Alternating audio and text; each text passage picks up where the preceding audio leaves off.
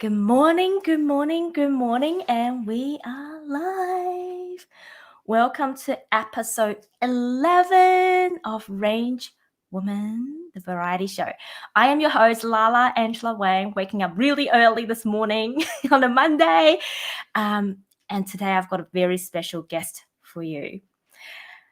Now, if you're wondering what range woman actually means, range women are simply my definition of some amazing women that are able to flow. I don't use the word juggle. I feel like that's still a very sort of masculine and very punchy sort of word.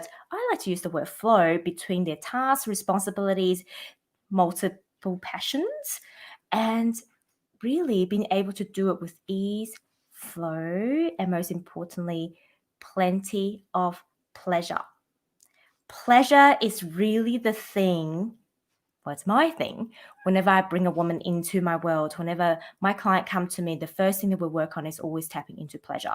To me, pleasure is like the foundation of the building. If you can tap into your pleasure, then everything else can stack on it with ease, flow, and grace. So today, it gives me absolute pleasure to welcome my friend Natalie Roten, who just came out of isolation because she's in Melbourne. And really, we're going to talk about all the things, and she's got an amazing story to share with us. So if you're watching, make sure you interact with us because connection is actually really, really important to the both of us. And if you're watching a replay, hashtag Range Woman so we can comment, respond, and interact. Now, let me welcome Natalie. Hello, Nat. How are you? Hi, good. How are you? I'm great, thank you. Now, I cannot proclaim myself as an early bird because I struggled to get up this morning. And look at you here. You've already done your exercise in the morning. Looking amazing as usual. It's taken practice because I'm not usually an early bird either, but I think after having my son, I kind of had no choice because he gets up at like 5:30 in the morning. So Oh, wow. So he's the early bird. yeah. So tell me, like I said, you're based in Melbourne, Australia, and you guys have just come out of a long series of isolation. What was the first thing that you did out of isolation? We went to brunch that morning. So like that first morning back, we booked brunch at our favorite cafe. And it was weird. It was so weird. It was so great to actually drink coffee out of someone else's mug and like, yeah, just kind of be waited on. And, my smashed abo actually looked, spesh instead of just homemade. So Did you have a poached egg on top of it as well? And a poached egg, of course. Yeah. So we went to the cafe and I went to Bunnings. That was my first store, but I had to take it slowly because the stores were crazy. So why Bunnings? There were a couple of things. I think because, and a lot of people have been saying this to me while we've been in lockdown in Melbourne, everyone's just like taken to looking after their backyard more and thinking about like how they want their backyard to look, obviously, because we've got nowhere to go. So it was really interesting because a lot of people said to me, yes, I want to go to Bunnings because I've finally started to think about my backyard. And so now I can actually go to Bunnings and actually walk around and think about what I want to buy. So it's funny because there were a lot of Melburnians that had said the same. It makes sense because we've just spent so much time in our backyard. So yeah, that's like the only green patch you can look at, right? Yeah. Oh, it's sad, but yes. Yeah. It's interesting you said that. 2 days ago, I interviewed another Melbourneian, Carolyn, and her husband. They've just started a renovation company after running a wedding event company for 4 years. And they all started because they got bored. So they started redecorating Carolyn's mum's place. And because all of their friends has been in Melbourne in lockdown, they all want to redecorate. They all want to do a bit of reno in their homes. So all of a sudden, they're booked out for renovation. No way. I love hearing those stories about how people have pivoted and in a way that's like transformed their entire life. Like That's amazing. That's so That's cool. beautiful, right? Yeah, that's So awesome. talking about pivoting, you've pivoted quite a bit. So on the Mhm. little interview form that I asked all of my interview guests, I asked this question: what is something that not many people know about you? And on your form, you wrote that you used to be a full-time dancer coming out of school. So tell me about that, because you were in some very huge gigs, like the Logie Awards and, Yeah. Um, oh gosh, I always wanted to be a dancer growing up. So I was a very girly girl growing up. And even now, like, I get teary eyed thinking about, when I go to see a musical or something like that, I'm just like, oh, it was just something, it was my passion. It really was. And I was dancing pretty much, even now, my mum and I talk about the fact that I had no life because I was pretty much at the dance studio as a kid Mm, almost every day. All day Saturday. So like from 8 a.m. in the morning, my mum would drop me off and not pick me up till 5 in the afternoon. And so I was like really dedicated. But I actually have scoliosis in my back. And so things like my flexibility and mm, just bits and pieces that I actually really struggled with. So other dancers, those sorts of things, I suppose, came with ease. Whereas for me, it was really, really hard. And I just felt like it was just always an uphill battle for me. And interestingly, too, at the time, I was really, I don't like using the word suffering, but I suppose that's when all of my mental health issues were mm, kind of coming to surface as well. So, I was quite a negative person in that I suppose I was focusing on the negatives all the time and not the positives. And then after high school, I went in and I decided to dance full time, and I did a full time course. And I actually, a guy had picked me up because, in dance, you get picked up and thrown around. And, and he accidentally dropped me, and I tore my ankle apart. And I was on crutches, like I couldn't walk. I was on crutches for months. And that combined with all of my back issues just got me to this place mm, where I was like, what am I doing? Like, I'm not finding the joy in this anymore. And I love to dance, but this is such a cutthroat industry. Am I really yeah. going to get to where I want to get to? And it was also around about then as well that my other passion is travel. So I started traveling the world. And I just thought, gosh, if I have to be able to fund myself to travel, then I'm going to have to get myself a real job because dance pays well when you've got the gigs, but finding the Yeah. gigs is the hard thing, right? And so I kind of made the decision at that point to keep teaching. I'm still a qualified dance teacher, but I kind of, made the decision to, I suppose, leave my agency and walk away from that side of things and pursue something else. And it's something, actually, that whole experience throughout my teenage years and my early 20s, it's recently been coming back, not to haunt me, but I've really been having to unpack it because I've realized that a lot of my fears at the moment actually have Mm, stemmed from everything I went through then.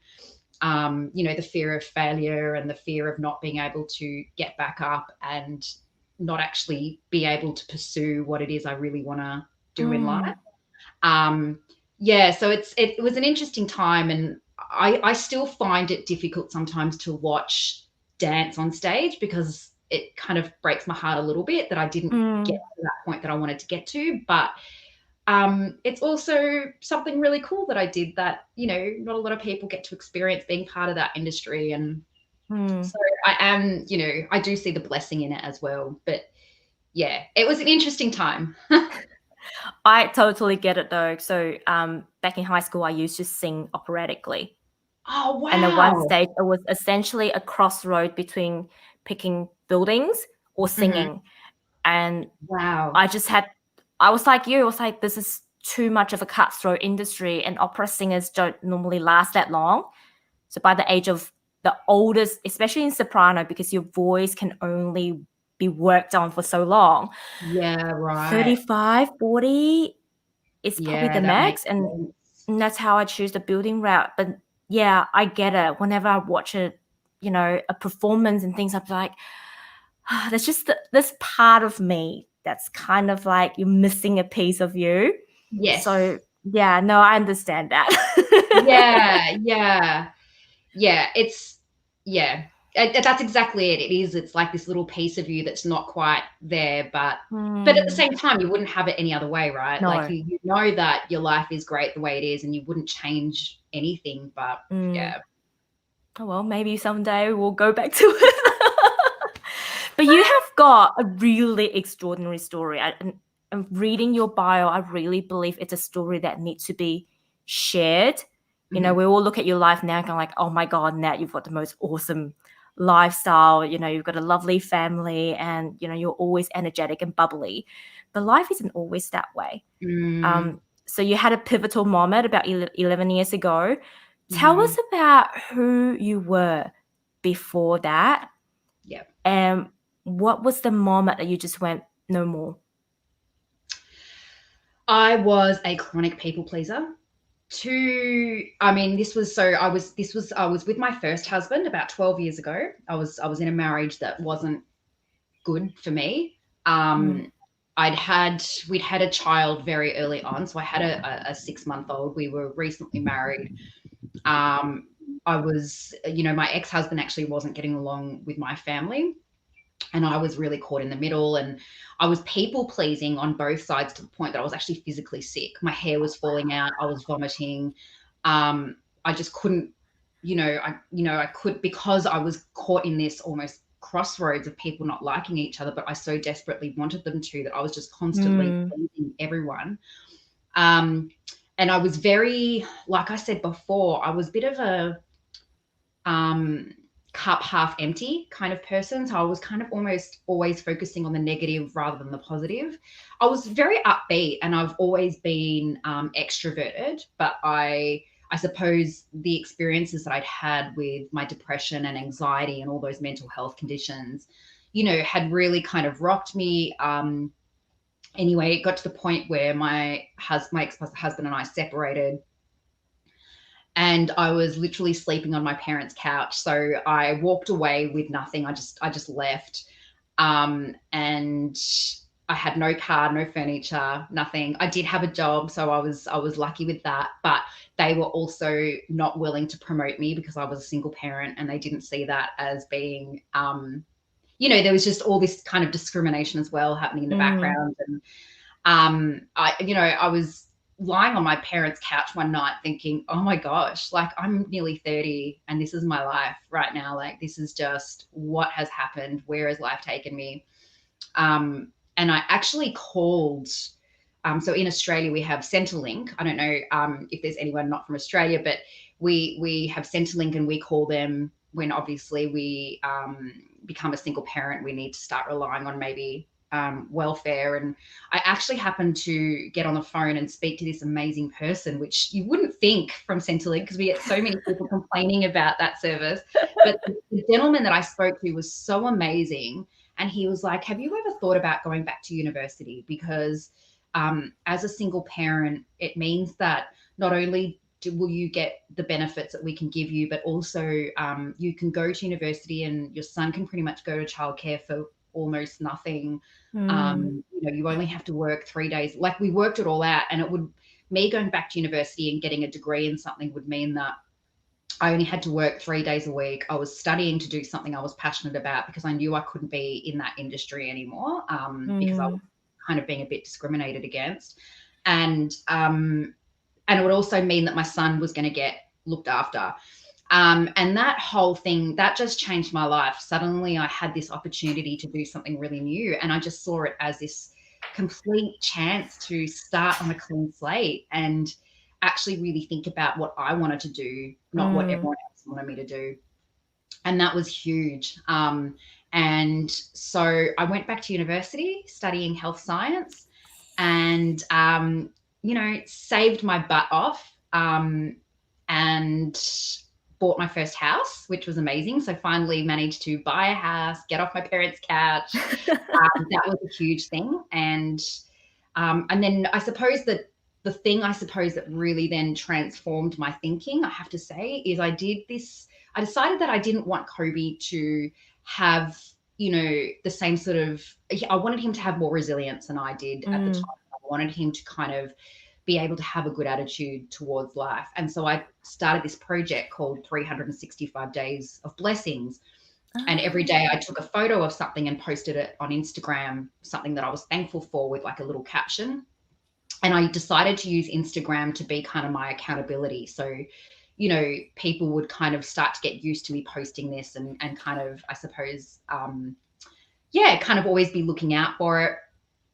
And yeah, it was amazing. It kind of, I suppose, having to actually think about what I was grateful for every single day, just, it really pushed me to find the good in everything, even in the really tragic, awful stuff. So that whole experience kind of really reshaped the way I thought. And I'm so glad I did that, because I suppose it was that year of really having to self-reflect that really made me go, okay, it is possible to find peace and happiness even when things are hard and tough. You know, I was still a single parent. I had nothing. You know, we've got motor neuron disease in our family, and my auntie passed away that year, and that had all become very confronting for our family, knowing that genetically we all kind of were predisposed to this. And so it was a really tough year, but actually I'm so glad I did that, because it just completely changed my mindset, and I haven't looked back since, really. So yeah, things have just kind of, it really is that whole law of attraction. Like the more I kind of dove into that stuff, the more good stuff happened.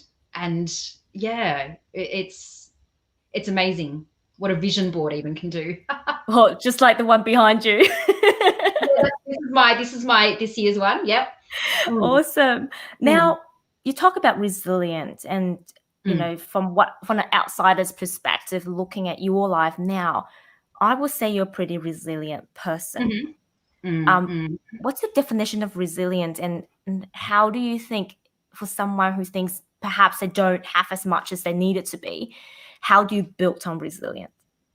That's such a good question. And actually, it's funny you asked that, because my definition has recently changed. So when I used to think of resilience, I used to think of strength all the time, right?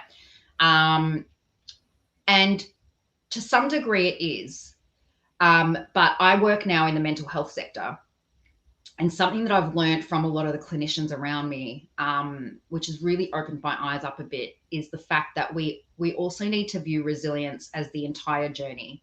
So, and Brene Brown talks a lot about this, about the rising strong process. So being resilient doesn't mean being strong all the time. It actually means being okay with also being vulnerable and finding a way back up.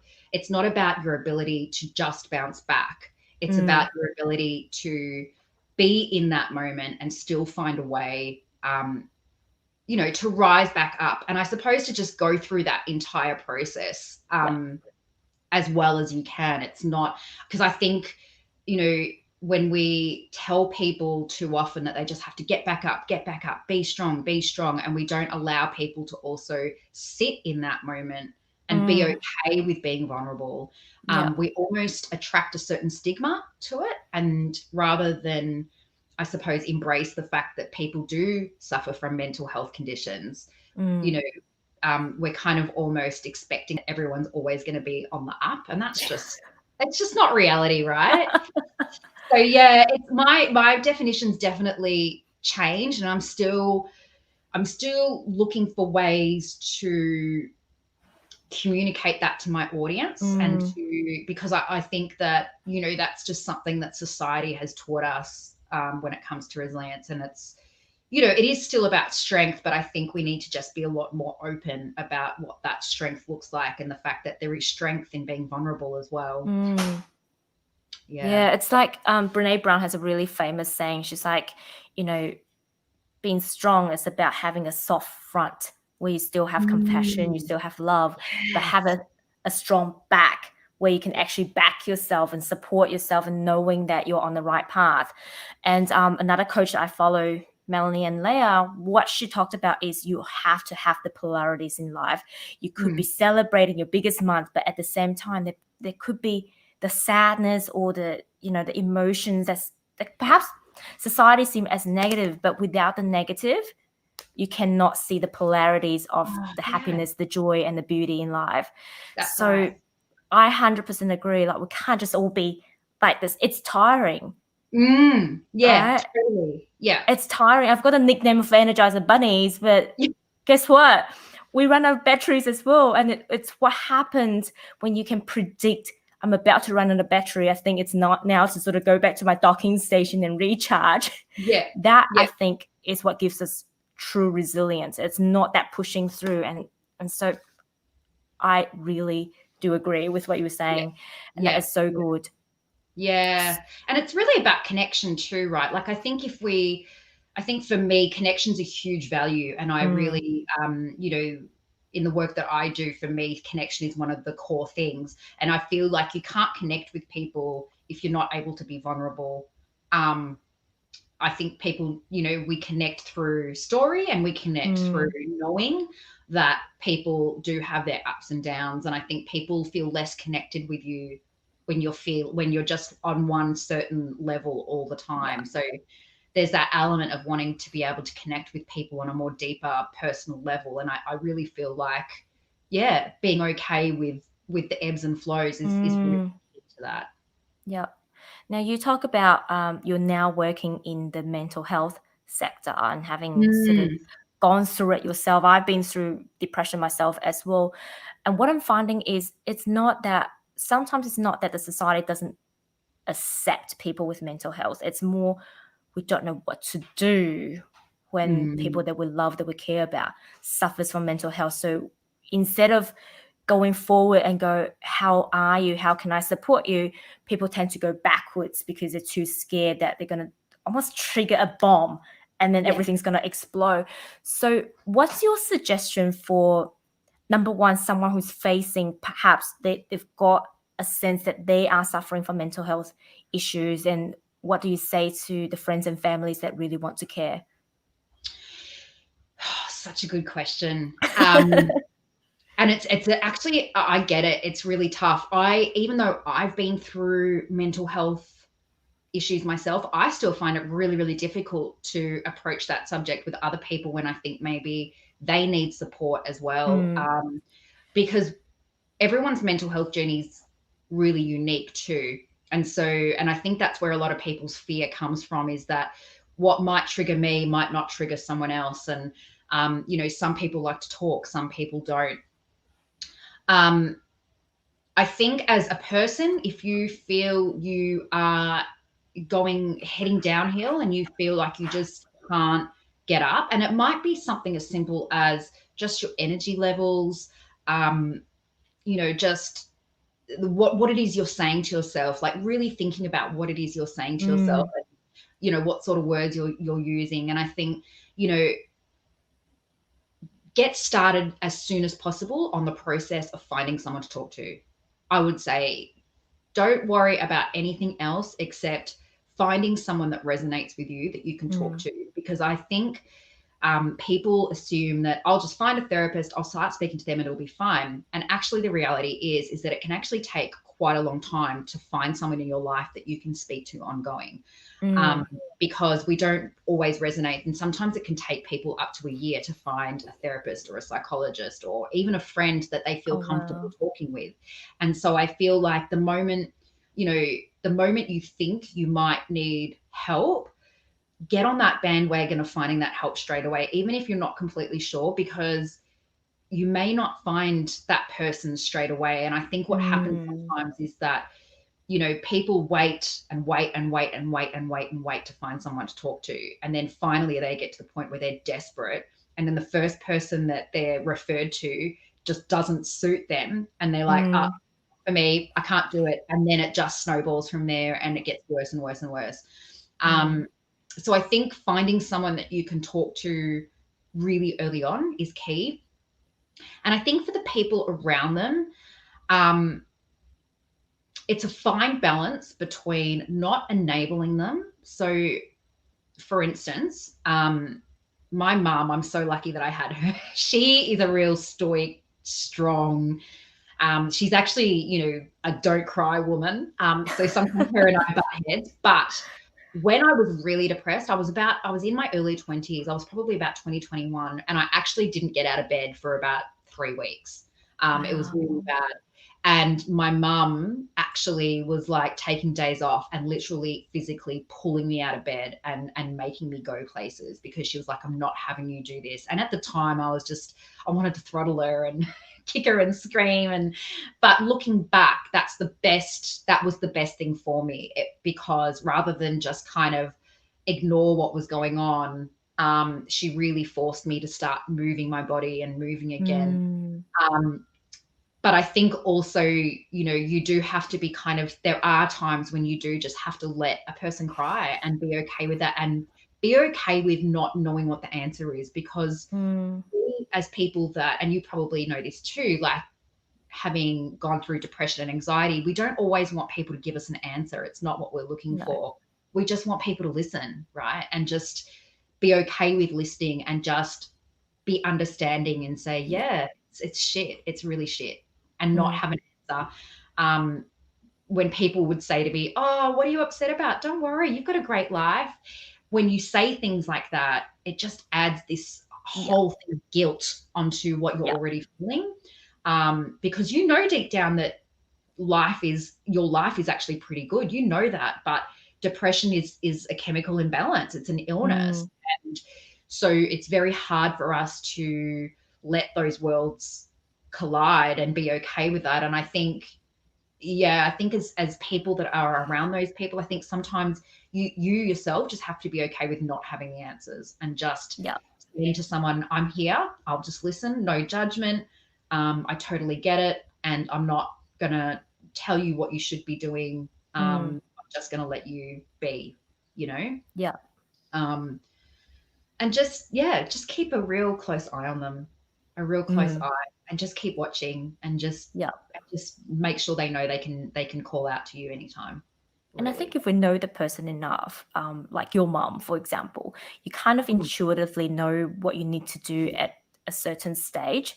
You Yeah. know, when it gets bad enough, you'll know what you need to do in order to pull that person out. And I'm glad you talked about how your mum got you to keep moving, because I think movement is still in your blood, really. And it's really interesting this morning when I get up in the morning, my first thing is to come up with my intention for the day. Yep. And today was actually movement. And I was like, There you how go. timely. I'm interviewing that at the moment. And, before we jump on, I asked you what your exercise routine is for the morning. And you talked about Tracy Anderson's method. And I'm Yeah. very, tell us more, because I've never heard of her, and I've certainly never heard of her method. So I was doing a lot of HIIT workouts and gym workouts, and I still love the gym. I actually am pretty open to how I move my body. Like, I just love Mm, moving, whether it's in the water or whatever. But I was finding, I just recently turned 40, and as I've just been finding, as I've been getting older, and obviously a little bit more hormonal and things are changing a little bit, I just was finding I was feeling really physically sick with the full on HIIT mm. classes and the high intensity cardio, and my body, even though I loved doing it, my body was just like, hell no, like this is Fuck this. and so, this whole lockdown process, actually, I was like, right, what can I do that is still getting me moving and still burning calories and doing all that sort of stuff. And I love weightlifting. So I get Mm, really addicted to actually lifting weights and things like that. Um, and I knew the Tracy Anderson method, because she's actually an ex-dancer, and she mm. used to train like Gwyneth Paltrow and Madonna and all those. So she Oh, used to be a wow. pretty trainer, but now she actually just trains. She's got studios all over America. And when they went into lockdown, she kind of like really honed in on her online studio that she runs. So yeah, I signed up with her, and that's really a mixture. It's a bit more low intensity, which I love.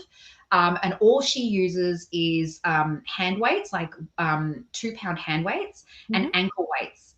And so all you need is some Ah. weights and a mat, and it's just low intensity dance moves with weights, and then you go on the floor and you do a bit of mat work, and it's very much like, it's a little bit almost like dance with Pilates with kind of like bar work, if anyone's done a dance bar class before. It's kind of all around that. So, and I've just been finding that my muscle definition's gotten really good, and she's very holistic in how she thinks. So she'll do like end of class lectures, and she'll talk about the fact that I want you to tune in on your body, and I want you to really listen to what's going on. And, you know, it's not just about you moving the way I'm moving and eating really well. It's also about you, you know, acknowledging what's going on inside of you and really being okay with that. So she actually has quite a lot of people working out with her that are going through like really tough illnesses and things like that, because she does a lot of, she doesn't talk throughout her classes or anything. She just literally, you're following her and that's it, because she wants you to have that inner dialogue with yourself, which I really love. Because you tend to unpack things when you're moving your body, right? Like whether you're I talk to myself a lot. yeah, you do. Like if you're running or if you're swimming or whatever it is you're doing, most people tend to find that during that time of movement, they're reflecting on things and they're talking about things. They're either saying to themselves, you know, you've got this is good, you can do another round, or they're maybe being quite negative towards themselves. And she kind of almost forces you to reflect on that a bit. And it's been a really cool process. I highly recommend it, actually. You've definitely got me interested. I'm just like, I'm going to check it out.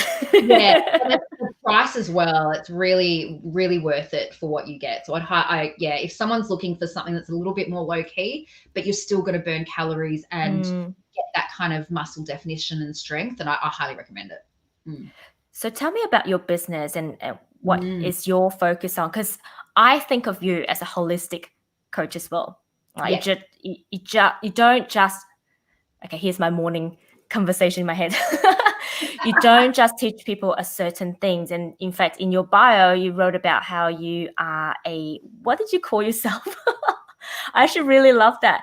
You called yourself a goal-setting extraordinaire. Yeah, goal digging extraordinaire. Yeah. But it's not just about goal setting, or it's not just about, you know, being the best version of you. It's actually about creating a holistic lifestyle that's creating your own balance, really. You know, the mind, body, spirit kind of approach.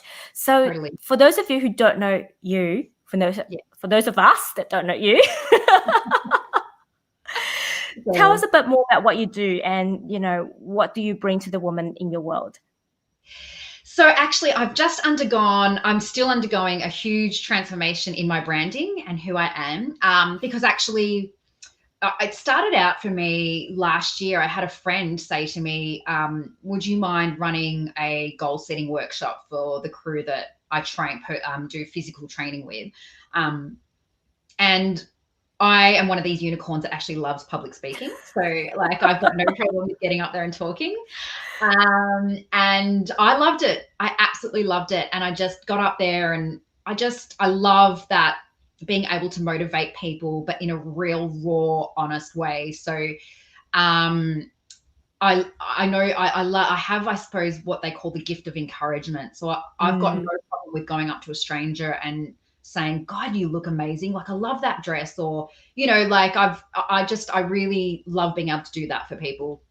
And so that kind of how it all started. And I started kind of unpacking what that looks like, and, you know, what could I do that is a bit different and isn't just motivational speaking. And at the time I was in the health industry, but not necessarily in mental health. And I was working in the continuous improvement space.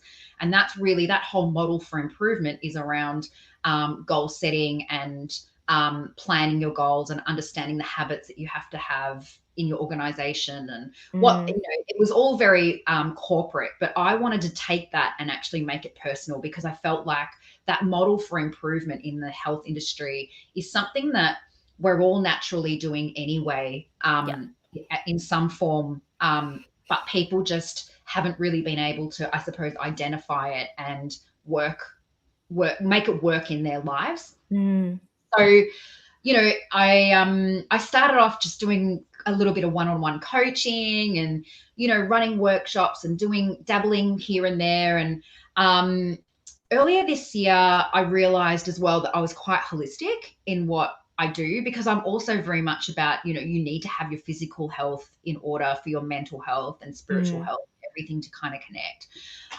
So I've been working very closely with a branding coach and really kind of redefining my values. And it turns out that the very core value at the heart of everything for me is adventure. And finding adventure in every day. And, you know, everything else that I value, like resilience and the simpleness of life and freedom and all these other things and being unapologetic, kind of all tied in with this feeling of adventure and wanting other women to experience, I suppose, finding the adventure in today and not waiting for tomorrow. So not having happiness as the outcome, but as part of the process every day. And so, yeah, so now I'm creating an online course, which is really about, you know, helping women to kind of work through that and become leaders in their life. So I really feel like, you know, we're all leaders to some capacity, whether it's in business or whether it's in our personal life or whatever that might be. And so it's really kind of unpacking that for people and allowing them to make the impact they want to have in the world, but doing it in a way that's still really healthy for them. And, you know, I think if we're all living the best life we can live, that other people will naturally be attracted to that. And it's almost like a ripple effect, right? When you're doing good work, you're planting seeds, and those seeds are sprouting elsewhere as well. So yeah, so it's really exciting, actually. Oh my God, I am so excited about that and seeing how your brand has evolved over time. Now, how do you do all that whilst, you know, having a family, having a child? How do you do it? Because I know a lot of people ask me the same question when they look at my life. How do you just like have a corporate career, run a business, do your podcast? Well, I think for me, I've got my answer. But the reason I've got this podcast is also to get the answers from other speakers, understand how we all do it differently. So I would love to hear from you. How do you flow between the various tasks and responsibilities and passions that you have? Yeah. And I have to say, I actually watch you, Lala, and think the same thing. I'm like, oh, she's got this girl. Like, she's just on her flow all the time. I love it. Okay, so one of the first things I teach the women that I work with is that you might think multitasking was the best way to go, and it is not. The reality is we can have it all. I believe that we just maybe can't have it all at once. And this goes back to what we were talking before about you might be doing really well in your business, but there might be another part of your life that's not great at the same time. And it's really us being able to be okay with that and really, I suppose, focusing and prioritizing on what's in front of us there and then. So being really intentional with our day and going, okay, these are the things that I want to get done today. What's the priority? So, you know, there might be a day where my priority has to be my son because he's not well and everything else has to go out the window. You know, there might be a day where it's really about getting work done and, you know, there's a lot going on at work. So my priority is just going to be that. And I think the thing that I really learned in lockdown is why am I rushing all the time? Why am I rushing all the time? What am I rushing for? Because ultimately, there's no dedeadline. I'm not, you know, there's no kind of, if you don't do it by then, that's it. There's actually none of that really when it comes down to it. So I think it's kind of, it's being okay with just taking it one step at a time and not focusing on everything all at once. I mean, there's also a lot of science behind it, which I won't go into, but there's that whole science behind the fact that when we multitask and we're trying to do too many things at once, our brain is actually taking a lot longer to come back into focus, which means we can actually lose up to something like 30 minutes a day, they say, in terms of just multitasking because we're flicking between things. And I always think to myself when I get caught up in that hustle kind of mentality of doing too much at once, I have to remind myself that actually I can get more done if I can just focus on doing this first, get that done, move on to the next thing. And just really learning how to prioritize and thinking to myself, you know, how badly does this need to get done right now? And and yeah, and being okay with just spending some time to just find the joy in what we're doing, right? And just enjoying it, enjoy the process, and you know, be okay where there's going to be days where you're not so productive, and then be okay where there's days where you're feeling really good about things, and utilizing those times to, like, you know, get things done. It's a real focus on being intentional rather than being in that trap that we tend to get trapped into as women, in thinking that, you know, sitting on the toilet whilst doing your son's homework and texting him is like a really good thing to do, which actually it's not. Like, you know, it sounds ridiculous. Well, first of all, your son should be doing his own homework. But I actually have learnt now to just go to the bathroom without anything and just be there. Like, don't go to the bathroom thinking I need to, I might as well use this time to do this. No, Natalie, just go to the bathroom and be in the bathroom. Like, it's fine. You know, so I think, just focus on one thing at a time. Yeah. I love the bathroom analogy, because we all know, right? How often do we bring our phone into the bathroom and a 5-minute exercise turns into 30 minutes? Yes. Right? Yeah. Exactly. I'm just going to scroll through this thing one more time. I know.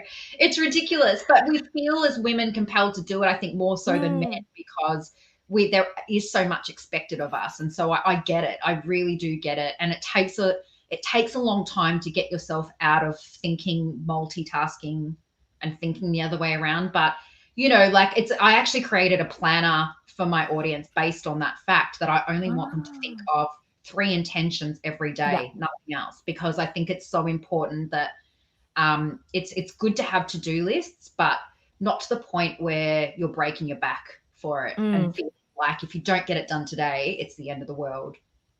And it's so common, though. I'm seeing it with all of my clients. It will come to me, and I think us as women, we're so good at beating ourselves up as well when we don't achieve the things that we set out to.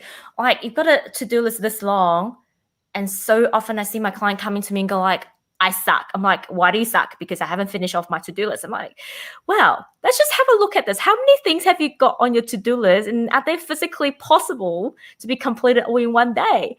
And so I love, and I am an advocate of the 3 things as well. And some days I even say to my client at the beginning of their journey, one thing, just do one thing a day. And once you get a handle on the one thing, we then do 2 things, because then it's like you said, your day is so much more intentional. You're so much happier with yourself, and you're able to sort of let it go so much easier, because you know you only set out to do one thing. And guess what? It's more likely than not that you're taking off more things on your list than when you're multitasking. Oh, totally. Because it really is like what you were just talking about. It's a confidence thing. So you lose confidence when you've got a to-do list that's too long and you're not ticking things off, as opposed to you're building traction when you can tick things off. And then so you are building your confidence. And so, you know, then you become within that flow state, right? That you talk about. So, you know, it is about also understanding that, you know, if you do have too much on your plate, you are going to lose your confidence, and that's then going to stop you from progressing and moving forward. Yeah, that is so good, Nat. Thank you so much for all your golden nuggets. Thank you. So if someone wanted to work with you, how can we find you? How do we work with you? Where are all the places that we can find you? So you can find me on Instagram. Instagram is my favorite form of social media because I'm a very visual person. So at Nat Jacoba, Jacoba. You can also find me on Facebook under Natalie Roten, or my business page, Natalie Jacoba. I also have a Facebook group called Everyday Greatness, and I'd be happy for people to join that as well. And you can find that through my business page. And I do have a website, but it's kind of under construction at the moment. So I'm finding that that's kind of my main method of communication is through the social media at the moment, and LinkedIn as well. But yeah, that's me. Amazing. So you hang out on all the platforms that I hang out anyway. Pretty much. And they are pretty good. Like I'm starting to love Instagram now. at the beginning I was just like, I don't get this thing, but it's actually really intuitive and so much fun. And I love following your journey on your Instagram as well. You are definitely a visual person because everything's just so beautifully put together. Thank you once again, Nat. I really appreciate you coming on so early. Well, it's probably not early for you, but still, thank you for taking time out of your busy day, and enjoy life after lockdown. Go out, enjoy. Definitely. The weather's beautiful. It's great. And hopefully I get to come to Melbourne and see you soon. Yes. I have not been to Melbourne for like, I think 5 years. So I need to come down over and see you guys. Yeah, well, it sounds like it's opening up soon. So that's good. Awesome. Yay. Well, have a gorgeous day, and I will see all of you